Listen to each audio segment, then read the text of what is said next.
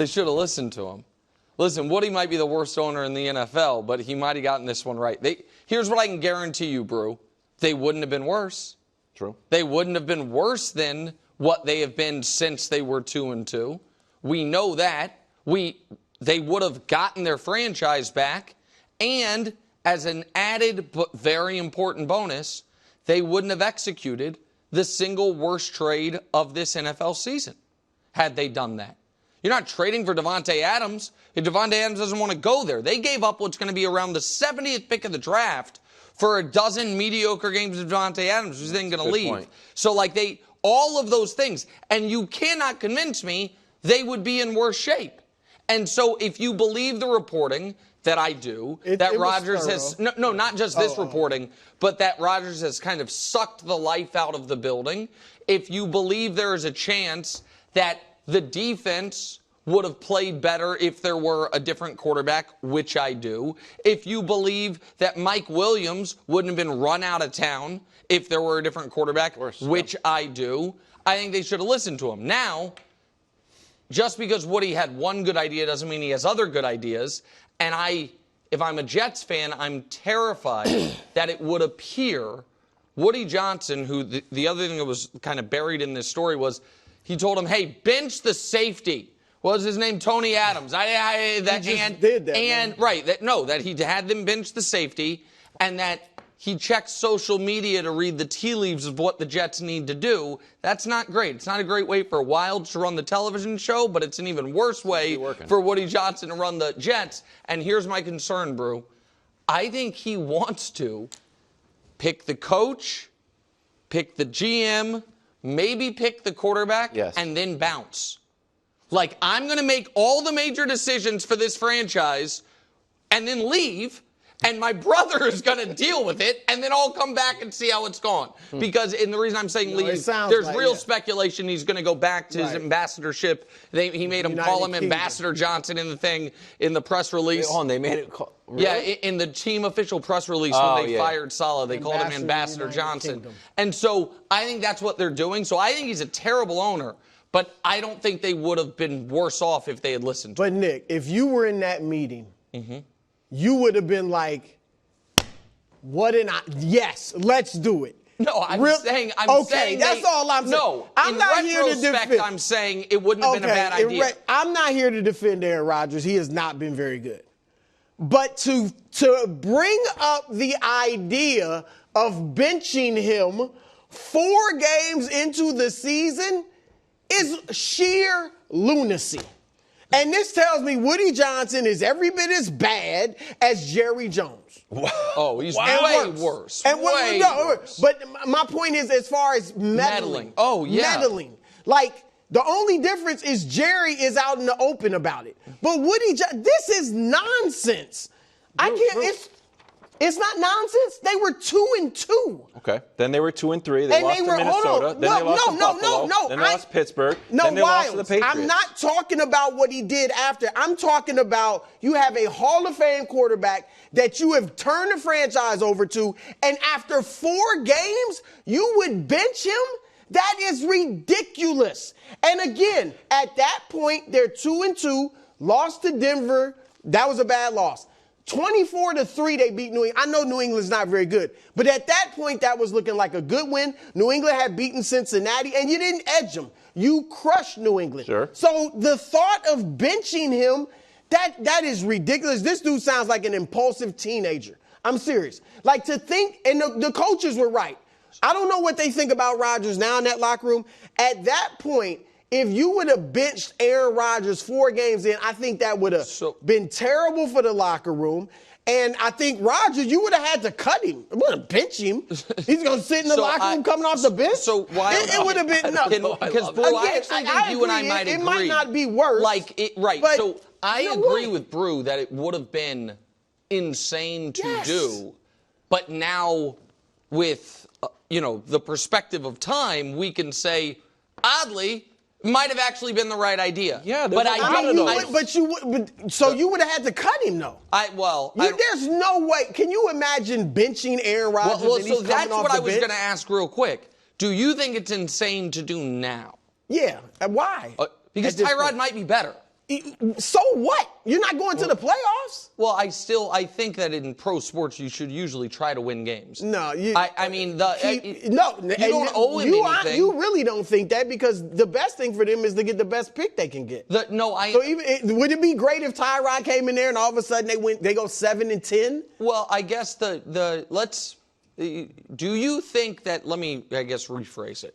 Do you think that if they benched Aaron Rodgers, they might get better offensive production at this point? Because I do. Yeah. I think he's finished. I think he is finished as a productive player, and I do think he has a real energy depletion that's impact the biggest on the team. Negative. But and I know he hasn't been 17 touchdowns, 7 picks. Tyrod Taylor's not doing that. They might be better with Tyrod. I agree. I just don't. The season's lost. So you might as well just let it fizzle out. And here's the last thing I'll say about that. Had they benched him after 4 games, the fans would have gone ballistic. And they would have always been, what in the world did we do? Why? That's true. Now they know. Now they know, and they're as mad at Aaron Rodgers as Woody Johnson is. So there's that. So let's look forward. What's next for Rodgers, either within this season or next season? Rich Cimini's saying it's basically over. One person familiar with Woody Johnson's thinking said he would be shocked if he comes back in 2025. Rodgers might want to return. He came to New York, or might not want to return. He came to New York to play for Douglas, Salop, I don't know if that's true, and Hackett. And it's hard to imagine him wanting to stick around to play for a new coach and learn a new system. Do you expect Rodgers to retire? So I do wonder, because the other reporting, as I have had to learn as part of my job, Aaron Rodgers' interpersonal relationships, is that evidently he's super tight with Christopher, the brother. Oh, really? I didn't know that, but that's what I learned. That Christopher was at the pitch meeting, and that they have a better relationship than he and Woody. I do wonder if Aaron might try to wait out Woody Johnson. Like, are you going to cut me? Or are you going to lean on me retiring? Because I'm thinking about going in a dark room and thinking about it, and who knows when I find out. And then he makes his decision once the team's been handed over to Christopher in that regard. So I think that is on the board. I also think that if he were to get cut, I can't find a team for him. Not one. Get cut after the season, though. Yeah, I don't think it's on the board. They cut him really during think the they year. might I just think during the season. I totally think that is a fair take by you guys, except we had the graphic. Firing your coach that early in the year and expecting to turn things around had never worked. He did it anyways. Firing your GM the other day for no real reason. I guess he was already kind of out. Just Johnson's. Okay. So he has already. Well, and there's a possibility that Aaron reads this report and goes scorched, goes napalm. So that's the other thing. There is an element of, and then I'll let you go. Sorry. There's an element of dual embarrassment here. Embarrassment for Rodgers that he puts himself with Peyton and Brady, who won championships with their team, and he was going to get benched. Didn't, but it's embarrassing. And then for Woody Johnson, and remember Mangini said this, like, if they lose in London, it's going to be embarrassing. Wow, you were right. You should have benched Aaron Rodgers. And you didn't. It's embarrassing that he made a suggestion that's public, that was denied. Well, what it also does is make you wonder, and obviously Rodgers didn't, I'm not saying he had this great love for Saleh, but maybe this was just a unilateral move by Johnson, without Rodgers knowing anything about it. I mean, the way he seems to be moving, here's my thoughts on Rodgers. I think he should retire. I've said that. I don't think he wants to retire. I don't think he does either. And I think he may be forced to retire. Because I agree with you. If they cut him, I was looking through every team. Can I go through the teams? Yeah. So I tried to be as liberal as possible with, is there a chance you're in the quarterback market this offseason? Mm-hmm. Cleveland. There's a chance they're in the quarterback market. Definitely. They're not doing this. No. The Colts, I don't think they should be. I think they should give Anthony Richardson, a long runway. But I would put them as a strong unlikely. Really? The Colts. Yeah, I don't think. Impulsive owner. Yeah, but it didn't work. They did it with Phillip Rivers. They did it with Matt Ryan, and they didn't. They immediately had to change again. Like, I don't think that's the route they're going to go. The Titans, they are in That's rebuild. the one team. Remember, they made a lot of moves where it looked like they thought they could win. And their defense is second ranked, at least. Right. The other teams are the Raiders, the Giants, the Saints, the Panthers, and the sneaky one that I thought might pique Brew's interest is Pittsburgh.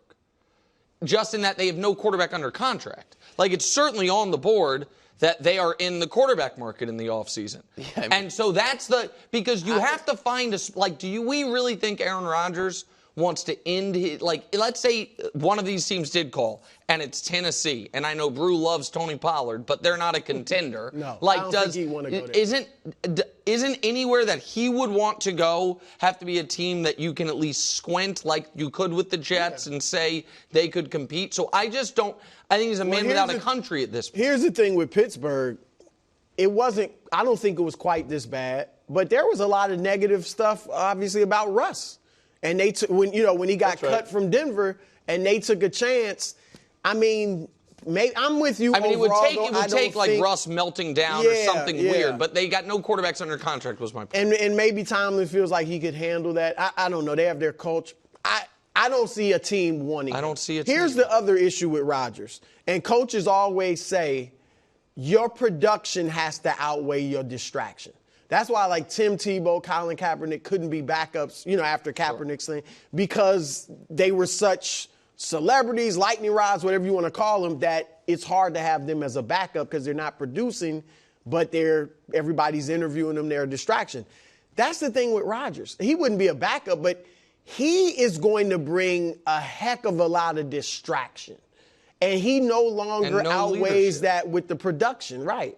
And so that's the thing. Even if a team he's still good enough to be on a team and start, I think. But why would I bring him in to be mediocre and he's going to have this huge distraction because of his celebrity? And I think the stories that we kind of always would be flirting with for Brady after he had retired those stories will now lean towards Rodgers next year. So that Miami, that I think is a different. Do I think that Aaron Rodgers is going to be on a roster week 1 next year? No. Do I think it's on the board he plays next year? Yeah. Yep. You know what I mean? That there is let me find the team that it would apply to right now. That if Jared Goff, I just picked him as the team's awesome. You know what I mean? And they have a rookie backing him up or whatever, Hendon Hooker, second-year player. If you know what I mean? A situation like that where a guy you know what I mean? He broke his leg. I'm not trying to put anything out there. It's like, step in the same way you said we talked about with Brady. What? Malik Willis stepping in for Jordan Love. Oh, yeah. It'd be like, you know what? Jordan's hamstring's acting up. No, I texted the other day. Packers, you know who feels like the smart? No. You know who feels like one of the most vindicated, smartest men in America? This whole ordeal is Brian Gutekunst. Yeah, totally. Yeah. You know what I mean? Brian Gutekunst. And there's. Right. He was Brian Gutekunst. Classic three on our part. Sorry about that, Brian. Back when we were in boxes. You were right the whole time. Absolutely. I called him Goody. I didn't. That was a compliment. My nickname. Okay, cool. When I call Robert Saleh Big Bob Saleh, that's not me being nice. Deion headed to Dallas. Shador to Dallas? Maybe. Cowboys legend Michael Irvin floated the possibility yesterday with Colin. Here's Irvin with Colin, followed by Deion's latest pro-Colorado comments. Take a listen. I believe 100%, and I can tell you, good sources have told me that. Great sources have told me that. Brew, your reaction and a quick clarification. My children are children. Kickstands, still a thing. Yeah. That has not gone the way of the rotary. As Danny pointed out this morning, kickstands notoriously movable and often used right before you go somewhere else. Like it's not dropping anchor. Like I set the kickstand down like the. Can still move on. Okay. Well, and that is the key. Look, that was an excellent statement from Deion. Okay. And it was great, right? But not one time did he say, I'm not going anywhere. All he did was talk about how happy he is and how great it is in Colorado. And I think that's sincere. Mm-hmm.